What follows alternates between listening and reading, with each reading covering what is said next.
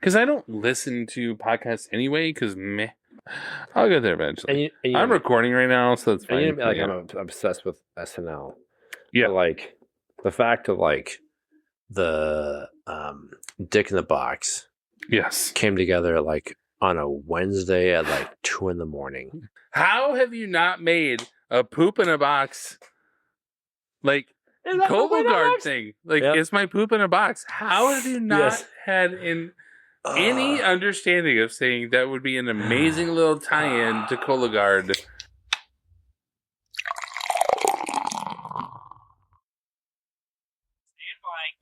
Stand by, stand by music, 4, stand by 3, 2, 1, and up. They're the Meryl Streep and Tom Hanks of Hobbs. American public, you are worthless. Can't account for taste. Nice. Your teaser from earlier on the loose adaptation. The Human Torch was denied a bank loan. Shove that Pulitzer Prize square up your ass. I'm so happy. I'm as best as you're gonna get, ladies. So here you go. We have. Shut up! Then it's not a four. Masturbatory bullshit. I get the joke now. Hey, Stupid, kids. wonderful thing. Yeah. Here's some stickers. Are you in the crosshairs of the woke mob? To the bridge of cosmic doom. What is happening in my mouth? Pumpkin spice lattes. I was the mark. You were the mark, man. Yay. You want to get high together? You want to drink? Cinema. Subterfuge. Machinations. Wow. Wow. Wow. Wow. Wow. Cheers. Cheers. All right, well, welcome everyone to a brand new episode of 20 Years, 4 Beers. We are a podcast dedicated to rewatching movies from at least 2 decades ago, while simultaneously enjoying a minimum of 4 modern beers, including one that's pretty much all on over my our clothes. Shorts. My name is Steve, and this is my big brother, Tim. and we are coming to you from just outside Minneapolis, Minnesota. We have just watched and recorded our episode on Batman Begins.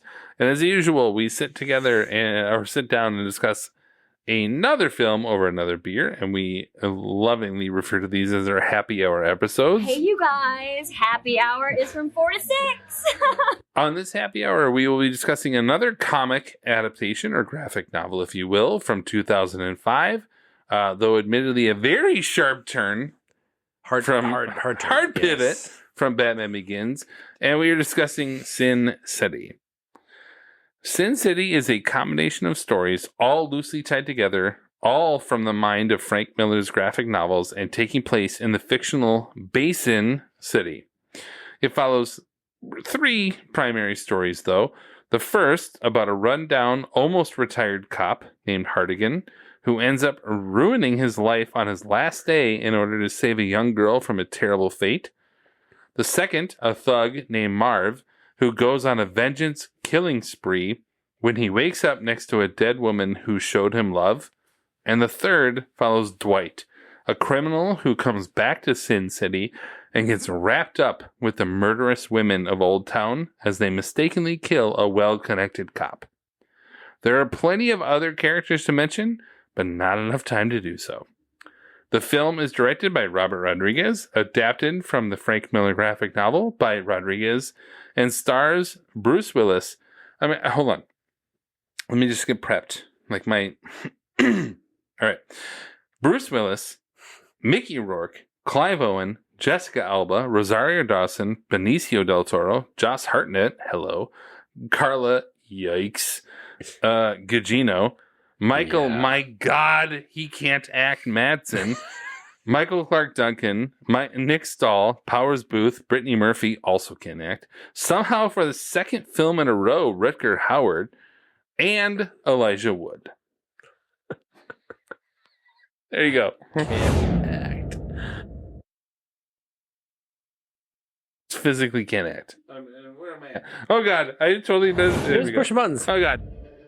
If you guys were the inventors of Facebook, you'd have invented Facebook. This is a social network You don't have to be an intellectual property expert to understand the difference between right and wrong. where we take a look back at the critical and fan reception from 2 decades ago.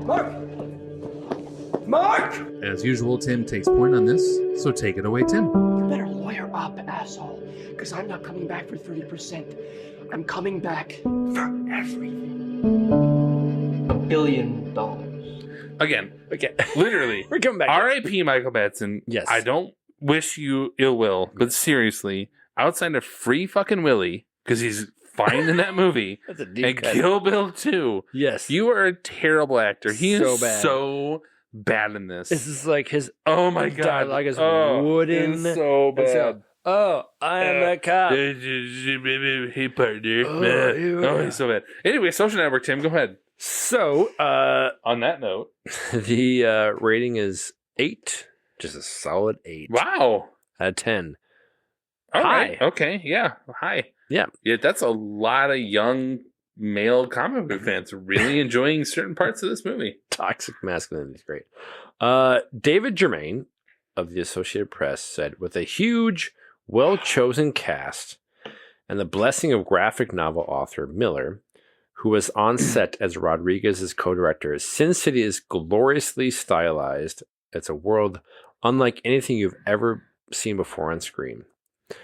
Dan DeLuca of the Philadelphia Inquirer said, Sure. Sin City ultimately comes off as an exercise in cold-blooded stylishness, uninvolving, and overlong at 2 hours and 6 minutes. Dude, come on.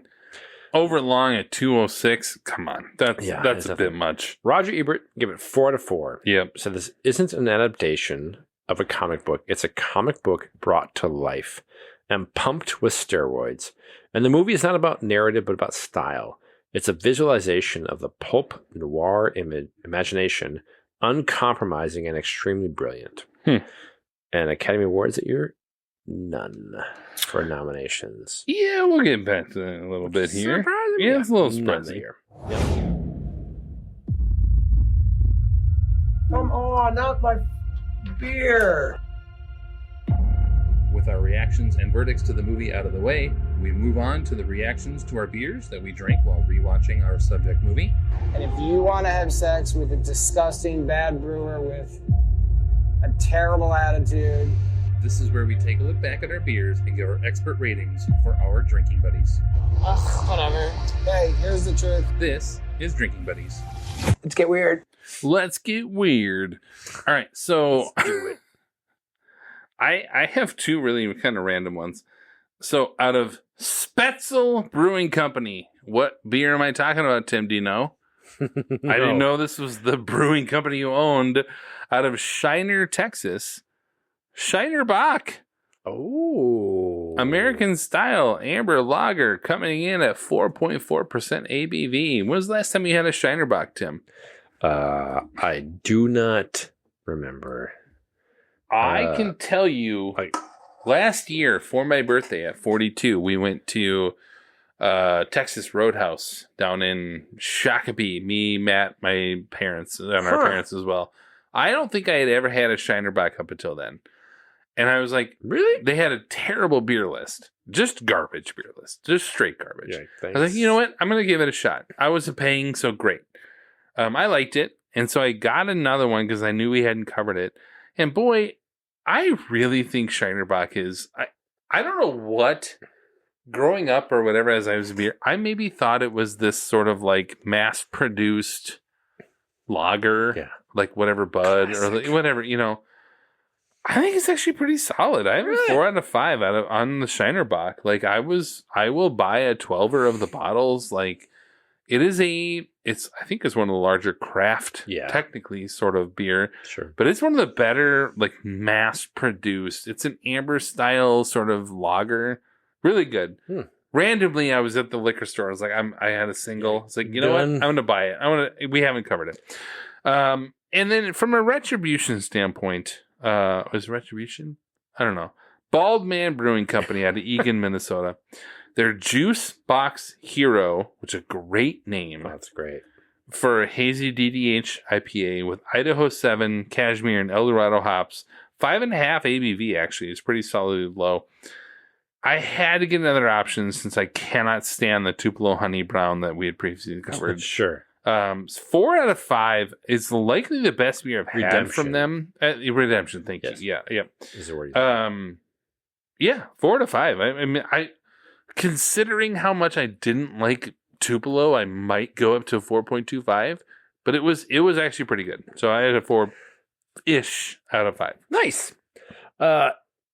Playing off some of the final kind of options I had for Okay. Yeah. previous Costco run on their massive Sure. Sierra Nevada double IPA mix Mhm. pack. Oh, the pack. That's right. Yep.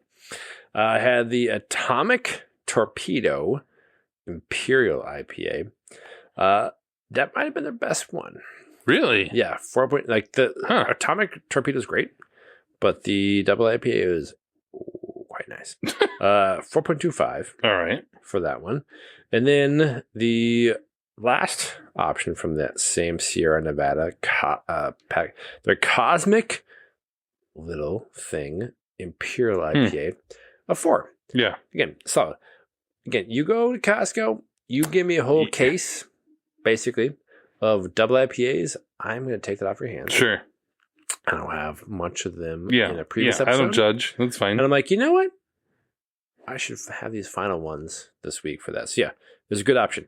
And then tonight, well, you know, Oh, when here I we think go. of Yep. the characters in this film, Mm-hmm. Tim thinks of the ladies. I'm all about the ladies. Mm-hmm. You're exactly right. Yep. Some would say like harlots, charlatans. Frank Miller's definitely focused on the he's like the female form, female if you will. form, The if you beautiful will. female form. Also known as Carla Gugino. All right. Vixen might be another term that you would go with. Sure. So, out of Broken Clock Yeah. Brewing Cooperative, I would say comparative. Cooperative. Cooperative. Yeah, that's only Out of, I don't know, but somewhere in Minnesota. Minneapolis. Oh, cool. They are. They're. Really? Yeah, I've been there. Yeah, I don't know. Where do they Yeah. have it? Oh, Jesus. Oh, I yeah. thought that was right by Northeast. law. Yeah, I was just saying Minneapolis. it's up in. Yep. Forgive me, you're right. They're Hmm. Minnesota Vixen women's football, which I'm learning is a thing. Oh yeah, look up online, buddy. You'll really Yeah. like your female form. Oh, I'm sure it's. yeah. Mhm. Their Vixen Brew, some type of limited edition IPA. Yeah, It's fine. it's fine. It's like 3.75. Yeah, I would probably give it. like it's Okay, nice cups. hazy. Like it's Considering- it's decent. The Red Coats Are Coming is one of the worst fucking beers I've had in Minnesota That's from right. Broken Clock. Do you remember Yes. that beer? Yeah, I do remember Still that. producing it like a bunch of assholes. People are still buying it. But anyway, this is way better Right? than that. So I'm It's like, quite delightful. yeah, I'll go 3.75 because the Red Coats Are Yes. Coming was yikes. So it's loosely based or like a theme adjacent Theme- option. Yeah, there we go. I love it. Vixen Crew. Perfect. Well, thank you. We begin our discussion with our reaction segment that we call Spotlight. This is Boston, and the church does not want them to be found. So, they are not there. This is where we highlight and discuss our top takeaways of any kind from rewatching our subject film. We've got two stories here. We've got a story about degenerate clergy, and we've got a story about a bunch of lawyers turning child abuse into a cottage industry. If there were 90 of these bastards, people would know. Maybe they do. This is Spotlight. They knew, and they let it happen. Well, we were just talking while this was playing. I do have a few notes, right? I mean, I don't have like, oh my God, a ton. Tim, I think when we were thinking about the calendar of what to watch. Yeah. This was not high on my list. Although I remember, so I saw this at the ArcLight in LA, in Los Angeles. I love, Like I remember exactly where, yeah. I saw it with my friend Azina. I went out to LA to visit her, and I was on this whole trip in California. And we saw this, and I had seen something else there, but it was like that was the first theater I'd ever had that was a assigned seating, because the ArcLight was like the assigned reserved seating, but, and you're like, this sucks. it was awesome. Oh yeah. But it was like Fuck Sin this City. noise. It was kind of like I remember this being a visceral sort of feeling of a movie. Yeah. And so it's interesting to watch this again. It's probably been 10 years for me since I bought it digitally or whatever. But what do you got like in terms of like? I think you and I like this less on rewatch. It sounds like you maybe like this more. And we're not going to be in an argument here of it. No. I like this movie. Yeah.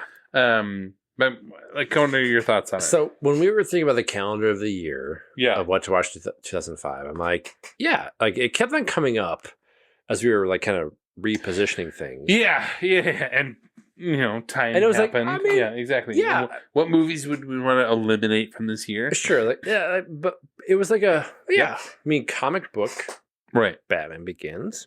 Sure, Yeah, Makes sense. the connection of these two makes sense. yeah, like the Yep. sure. And so I watched it last night, Sure. and I was like thinking, I have not seen it since the theater. Really? Truly, I've not watched it like since when I saw. I mean, it, I got more time than my hands, but yeah, all right. I'm yeah. like, I know I saw it in the theater and was profoundly underwhelmed. See, it's so weird. It's opposite Yes. experiences here. Yeah. And I was like, I don't get the craze of it. Really? Like, So watching it last night, I'm like, yeah, I'll check it out. Was it last night? Last night. Same here. Wow. All right. Yeah. Yeah. And I was like really shocked at how much I absolutely loved it. I was like, what is happening? My wife's in bed. My Yeah. kids are asleep. I Kids are got asleep. beer. We're good to go. Like they were all asleep by 9 o'clock. I was Yeah. like, fuck yes. To our movie, I can be like, yeah. So I started it, watched it, and I haven't seen it since its release. And so for me, what I thought about like watching was like, I am actually really amazed by the execution. Mm. I think back 20 years ago, like we talked about in Star Wars Episode 2. Yeah. And how like terrible it can be in like digital in the service of something shitty. Yeah, for sure. Well, Yep. like shoehorning a plot device, Yeah. crappy. And so I feel like we don't appreciate at the time digital becoming this like blank slate Sure. aspect. And so watching it last night, I was like, oh, okay. I knew what I was getting into as far as like it's going to be like a comic book coming to life. Because I remember like bits of it. Yeah. But honestly, I didn't remember like the story elements or like the beats of it. Like 2 hours, cool, fill it up time. Man, right away I was like, okay, yeah, this is pretty cool for the time. Yeah. What they were able to do. And it was this, I would say I don't know that I liked like the first segment. Yeah, the first 30 minutes maybe. Yeah. Even the first half of Hardigan. Yeah. Yeah. Okay. I would say I like the fact of like we're going to introduce like a little like level setting for the world with Josh Hartnett, and he kills that woman. Oh, okay, here we go. Yeah. And then it's Bruce Willis's character and like the terrible like bad guy and like raping and potentially like a lemon. Yeah. I'm like, what the fuck? So it's kind of like, oh, a big star levels the like the black and white snippets of color. Yeah. And then Mickey Rourke's story. About a half an hour in, it was almost like watching like the Baz Luhrmann, like remember like Moulin Rouge? We talked about. Yeah. There's an acclimation period. Yeah. Where I feel like some directors, you gotta kind of give it time. Yeah. To feel like either you love like I'm in, or oof, hard pass. Yeah. So I get it. For those who are Excuse like, I'm not feeling it. Great. Yeah. For me, I was like, oh, I'm feeling it. Yeah. And I was not prepared for it. I was expecting this to be like a shitty review. Like, this movie sucks. I haven't watched it in 20 years because it sucks. And I was like, damn it. I think I love this movie. I really think I love it. We'll get back to like love versus not. Like, Sure. I mean, I definitely think this movie, I have a great appreciation for this movie for sure. Yeah. And the first, I guess we'll start with the good, which is, to your point, I don't mind. So the hard part with this movie for me is the HeartNet beginning is fine because it's small. It gives you the sort of the introduction. In fact, it's good. It gives you an introduction to this world. Yeah, it's right. a taste. Kind of that noirish text or whatever. The Hartigan Bruce Willis thing does that first segment. Yeah, doesn't quite work. No, because it doesn't quite. It's not earned. Everything he's doing, I don't give a fuck about. Yeah. Some random dude, yeah. Right. But knowing what you know about what happens in the back end of the movie, which is hard to get, because this movie does it's like a this can sound really pretentious. But like Mary Shelley's Frankenstein is the first movie that had, or first book, excuse me, that had like that style of start and then you move into like the past and you move into the past and then it comes to the future and then it comes to the future. And then it's like that sort of like plays with the structure. But I mean like, yes, but the balance of it starts in the future and then it moves in the past and then moves in the past and then it comes back to the future and then it comes back to the future, comes back. Like that sort of like balancing act here. And that's what this movie does. So you have Hartigan here at the beginning. Yeah. You're kind of like, I don't give a shit about this. I don't care about what's going on here. Yeah. But then later on, when it turns out that Hartigan is actually kind of like later on in the future, basically. He's dead. Like, great. But he's alive and, you know. So it works later, but it does take about a half hour to 45 minutes to really get me going. Yeah. And for me personally, the Rourke one is fine. Like that's still pretty good. But what really gets me going in this movie is when Clive Owen's character comes on. When Dwight comes on. That story, because ultimately other stories tie into Dwight. Like that's really where it comes into to play here.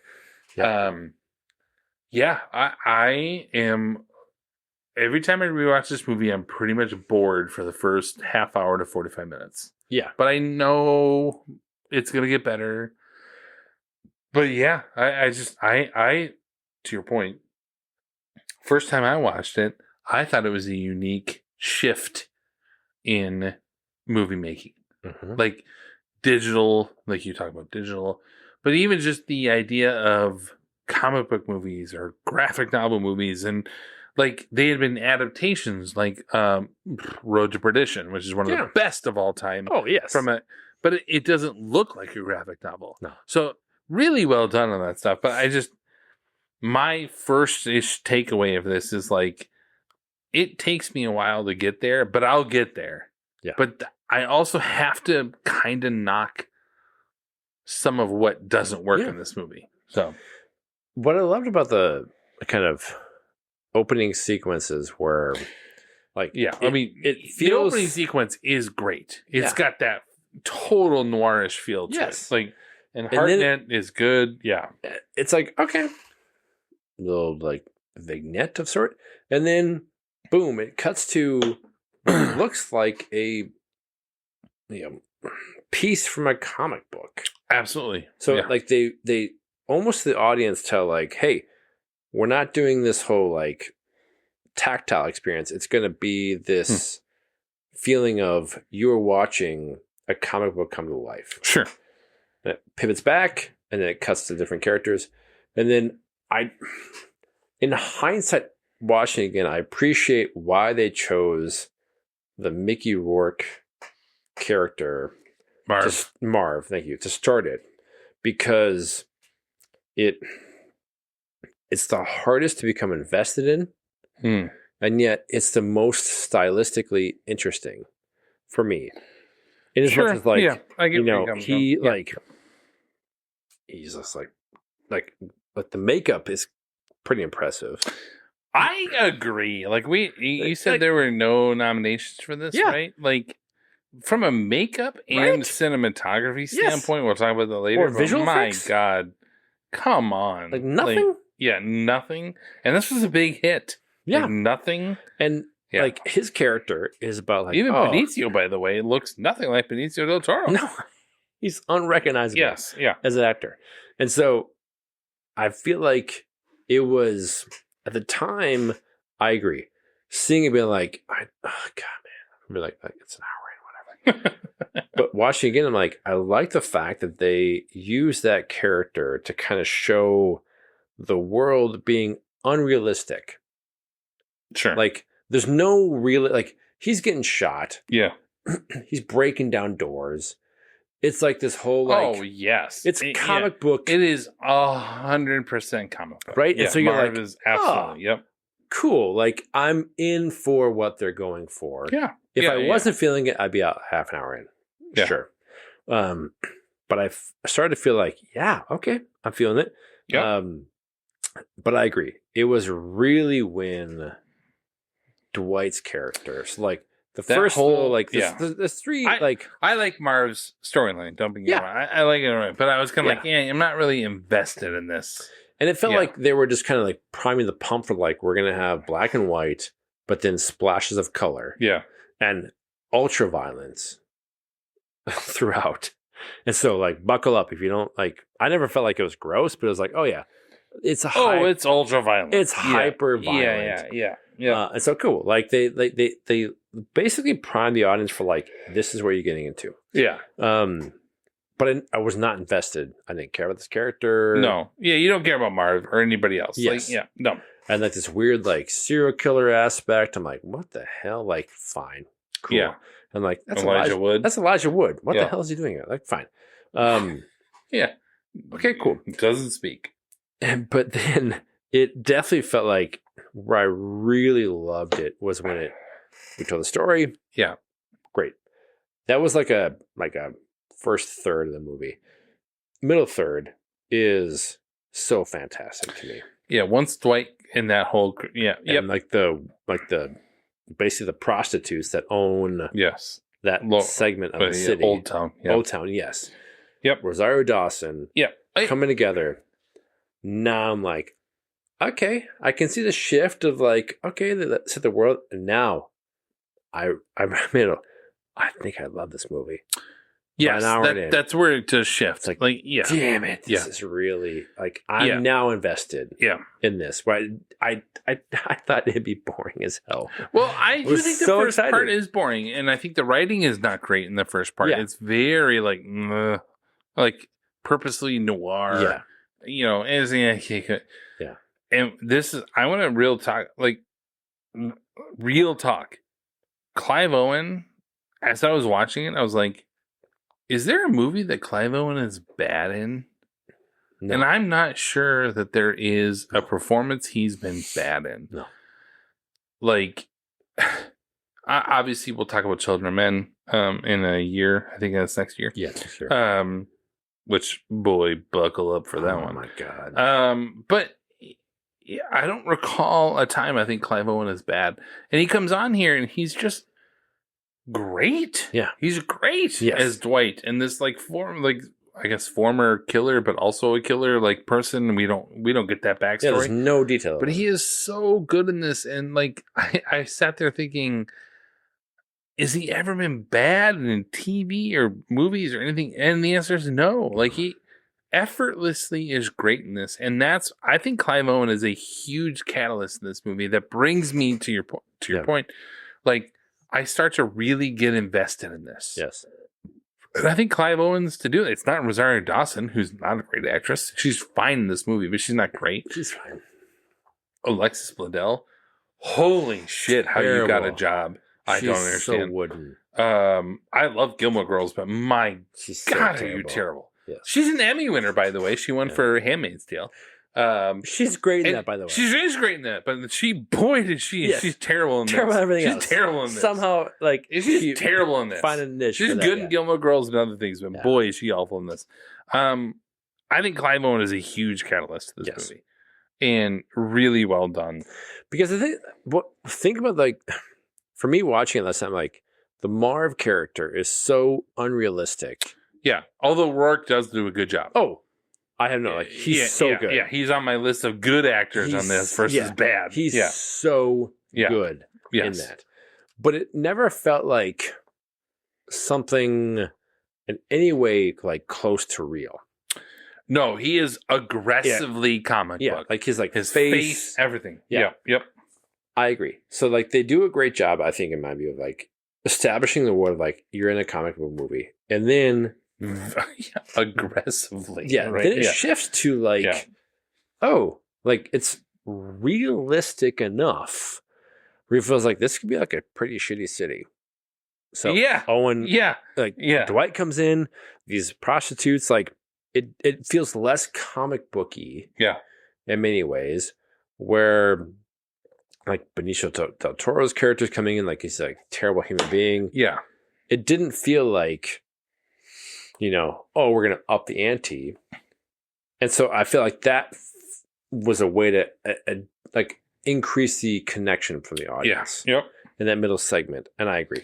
Having like they're like working through stuff, but what really felt like was a perfect distillation of the absurdity of this whole world they built with kind of like an intimate level is the sequence in the car.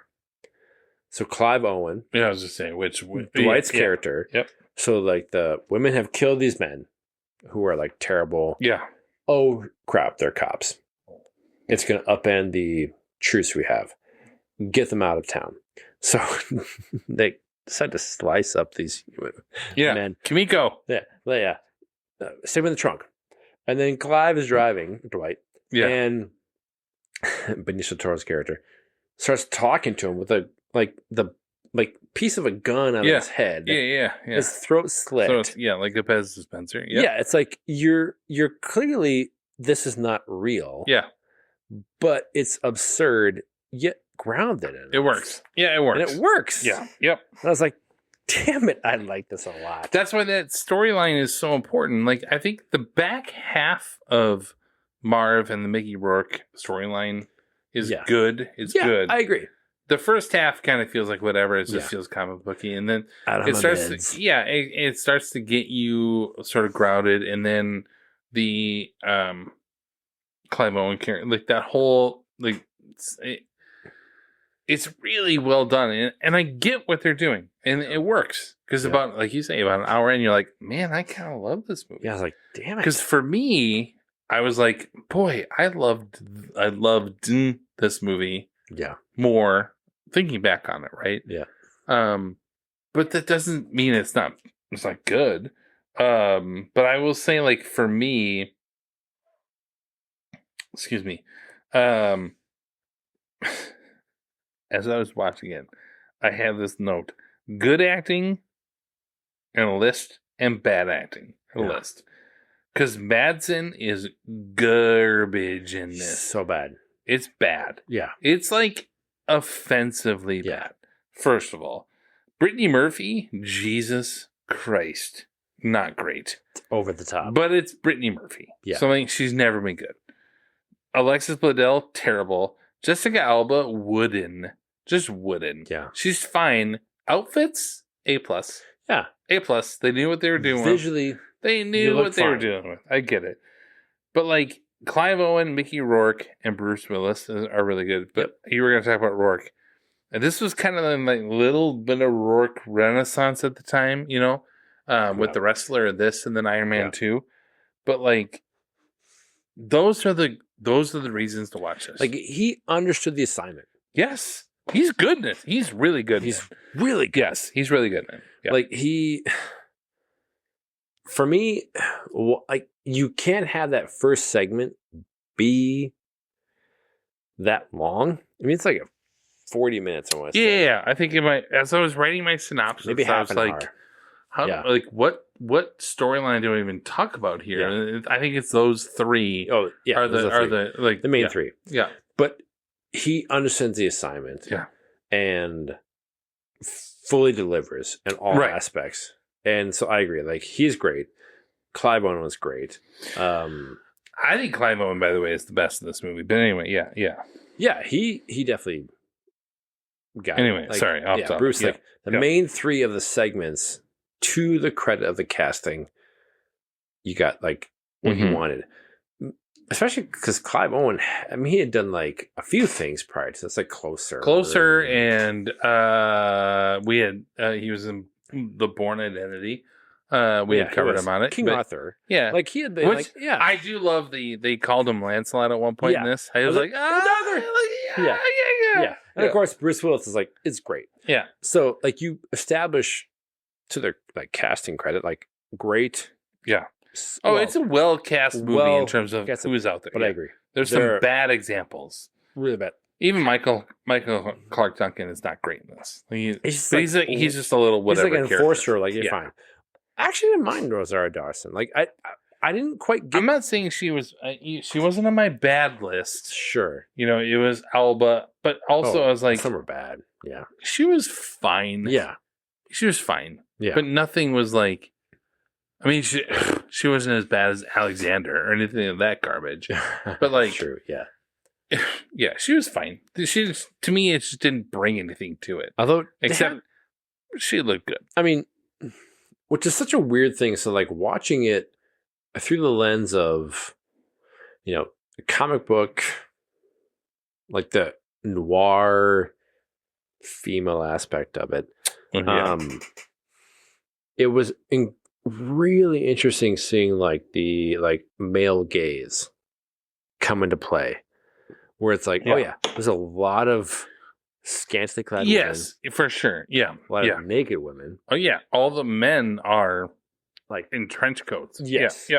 And so it was like I don't know if it holds up or if it's just more of a recognition of like this was the genre that they were tapping into of like Yeah, the I really, don't. I dime actually don't think store. that's a detriment necessarily. No. like I agree with you. I don't criticize this, Yeah, but like yeah, they were leaning hard into like this is the tropes yeah, that we're leaning into as far as like the damsels in distress, but also like the vixens or like Right. the like harlots. Like it really did well with that piece of this is, you know, it never felt gratuitous. Or no, early it kind of could have been there. like, initially, But again, once the ladies of Old Town come in, yeah, it does like, shift. oh. We are in control of this yes, until we're not.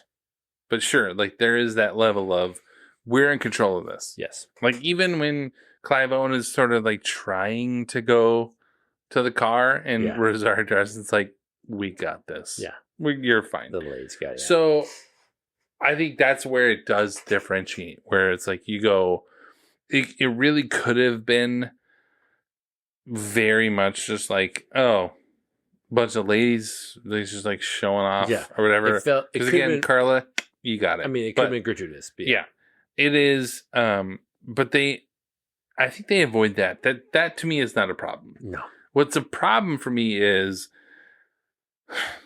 the writing for me. Yeah. There's that level of we're going to be noir, right? And boy, do they take that to the next level. It is so bad. There's really good writing. There's really good scenes. Yeah. Like Robert Rodriguez and Clive Owen and Rosario, where they're just like making out and he just like turns to the camera or whatever. There's some cool shit out there. Yeah. But my God, the dialogue is so bad. at times It's like, just bad. It's really And like that's where a lot of this for me really knocked it down. Because I was like, you're trying to be Dick Tracy and these other sort of like noirish old school comics. Yep. Fine.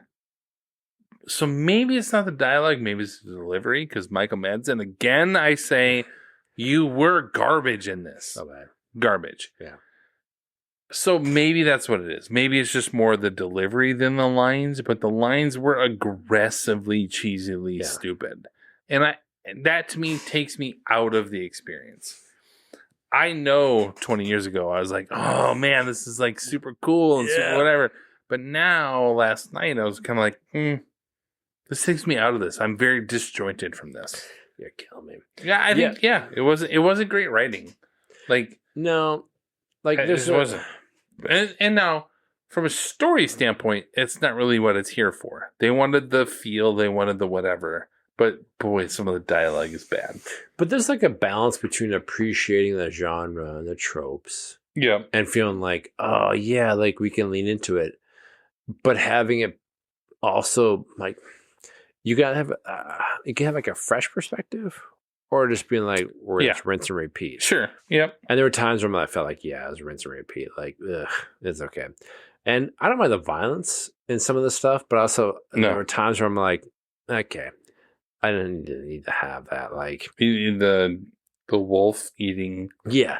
Yeah. Like the his character, whatever, like Elijah Wolf. Elijah Wolf. Elijah Wood, but I was it's like, okay. Yeah. Kevin or whatever his name is. Like, yeah. I don't need that. So yeah, I thought there were great things about it, and then some challenging things. I definitely felt like so the final sequence with Before Hardigan. Yeah, I was just saying, yeah. I liked. I honestly thought like, oh, they kill off Bruce Willis right away. Cool. Okay, yeah. And like, wait, he's back. What the fuck? Yeah, it had a very Tarantino-ish feel to I was it, like, right? whoa, yeah. wait. Gotta say, a little off-putting with a main male character being somewhat in his 60s, probably. Yeah. Or very, very At least. older. Yeah. And being like, oh, what's up, 19-year-old girl that I saved 8 years ago, and like, we're gonna maybe get together.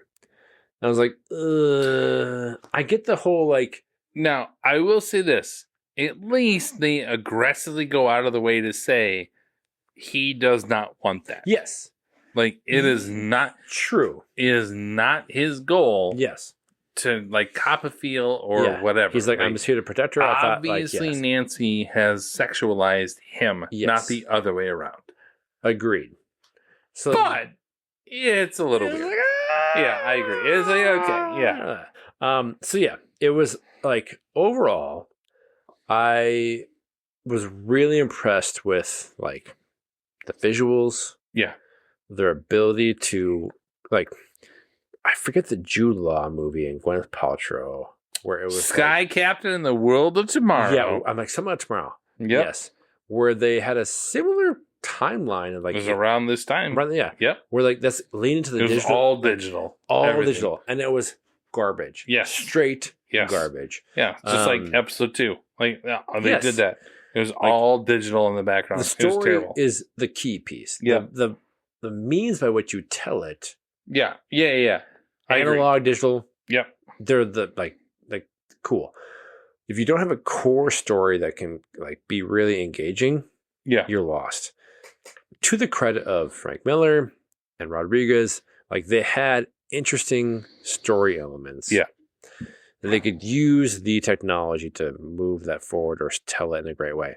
So yeah, I was really impressed. I was shocked last night, being like, yeah, damn it, I like this a lot. I was like not surprised I didn't like it as much as I would have previously. Sure. But what I really appreciate, it's a black and white film that is fucking gorgeous. Oh, I am really shocked there was not a cinematography nomination. It's insane. Like, really shocked. Like the band-aids? Black, yes. Or the blood that's white? But even then, like just the visuals of it, the feel of it is really cool.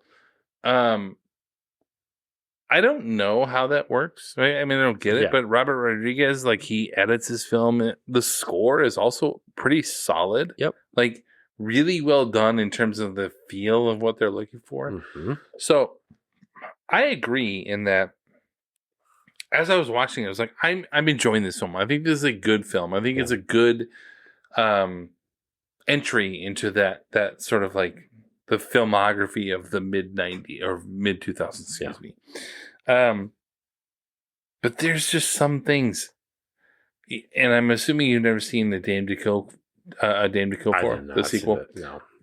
Don't. Yeah. And I think that's the problem is I feel like sometimes these guys, these auteur filmmakers, they do it to do it. Yeah. I'm like, gah, you just missed this for me. Yeah. But I am shocked that some of those things did not get nominated for Oscars. I want to talk about one last thing. Cool. Do you have anything else? Nope. What the fuck, Josh Hartnett? Like, he's not bad in this movie. He's meh. He's fine in terms of overall. But I'm so thankful we have this like little Josh Hartnett renaissance going on. Like, we talked about it with Pearl Harbor. Pearl Harbor is a terrible movie. So bad. But not to anything he did. It's not his fault. Right? But I will just finish season 4 of The Bear. And he's in that a little bit. He's in season 3 and season 4. This is a small character. But what the fuck, man? Like, just talk about, I love the idea, like, this is the amount of Hartnett we need. Like, I don't need a Matthew McConaughey. I don't need a McConaissance or whatever it was. Like, I don't need that. Don't give me that. But I love seeing Hartnett, who was not a great actor back then, suddenly be great in Oppenheimer. Great. He is great in the Trap. He's great in that. Exactly. He is great. And I really am looking forward to watching him in this Fight or Flight movie. Like, I'm so happy for him because you just look at him like, it's not his fault. That, like, you know what I mean? And just, boy, it's so cool to watch that. But what the fuck, man? He's not that great in this. No. The only last thing I'll say, one thing, I wrote this down. At least the modern age of beautiful women becoming famous features women who can act. Look at you, Scarlett Johansson, and some of these, like, you're beautiful, but at least you can freaking act. Yes. Because, my God, do some of these women, like, I look back like Jessica Alba. Yikes. How are you an actress? Yeah. I feel like that's, like, not great. Yeah. And again, we're sitting in our parents' basement today. Sure. I don't want to judge her in that sense, but like, we really were blinded by the beauty of these people. Yeah. Whereas now, I feel like a lot of people are beautiful, but they have to at least be able to act. Yes. So, anyway, Sin City, check it out. Yeah. I'm going up there. I'm going to try it. I'm going to let the jury decide. As we close out our spotlight segment, we come to our final takes called The Verdict. If we are to have faith and justice, we need only to believe in ourselves. This is where Tim and I give our final verdicts after rewatching the film and decide whether or not the movie held up over the course of 2 decades. Now you get out of here before I call the bailiff and have you thrown in jail. This is The Verdict. I said to hell with it, to hell with it. A movie for which I will admit having a far greater appreciation for now than I did 20 years ago. Sin City is an elemental mixture of noir, classic dames in distress, harlots who will cut you dead without hesitation. No kidding, yeah. Gruff and grimy men looking for their place in the seedy underbelly of a crime-ridden world. All told through the lens of digital trickery and stellar execution by director Rodriguez and co-director Miller. Yeah. To bring the unflinching comic books to life. Bloody, violent, weird, off-putting, great, and meh at times. I think it was about a 4 out of 5 for me. And I truly was shocked at how much I was like, oh, damn it. I like this a lot. So yeah, very good. Love it. Sin City, so my verdict, Sin City is a hard movie for me to rate, honestly. Sure. On one hand, it is a technical joy to experience. Truly. With incredible visuals, a fun and actually engaging in score, as much as we talk about score, and some pretty good performances. On the other hand, it is hard to follow for a while. It is pretty disjointed. Yeah. Has some flat out terrible dialogue, even for a film trying to be like that old school noir. Mm-hmm. And some of the worst acting we've seen in our 5 years covering movies. I remember seeing this in the theaters and being blown away by the experience. And while I still enjoy a lot of the movie, I cannot recommend it for many people. Rodriguez was the right man for the adaptation, though, and the film really takes off for the last half. Yep. I still come in at about a 3.5 out of 5 because what it does well is nearly perfect, but what it does poorly is really bad. Really bad. Is really bad. So I have a 3.5 out of 5 on that one. Nice. The exciting quiz program. 21. Our final segment of the episode is Quiz Show, I've stood on the shoulders of life, and I've never gotten down into the dirt to build. where in our research for our subject film, we find some interesting trivia nuggets that we hope will stump the other and possibly intrigue you. This is not McCarthyism. You're not here to expose for the sake of exposure. This is Quiz Show. Well, evidently certain of the contestants were given the answers in advance. Cheating on a quiz show. It's like plagiarizing a comic strip. Yeah, it's hard with like our happy hours. It's hard because you kind of go like, sometimes I come up with them as we watch or whatever.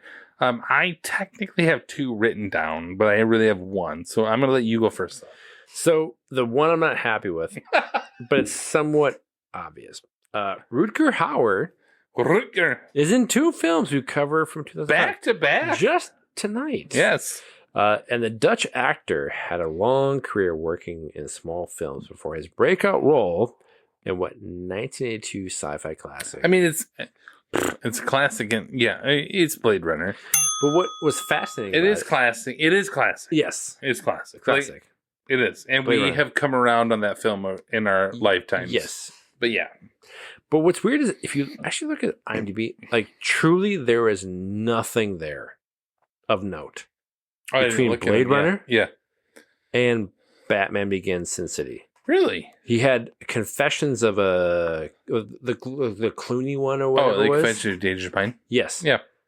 But in like there's like small things, but there's nothing of note. Maybe he's got like Dutch films or something. I don't know. But could be like, but it's like I didn't look. a weird like Rutger Hauer. Like he's a known thing. He's got 30 2 years films of in this like movie. really nothing. Huh. Interesting.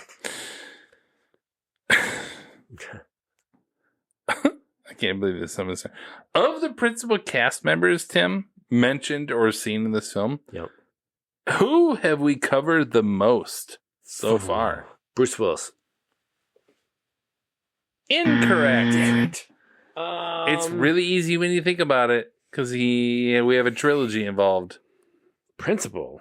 Shit. Of all the Elijah Wood. There you go. Yeah. So you have 3 of them. Then we have conventions. Oh, then sorry, not conventions.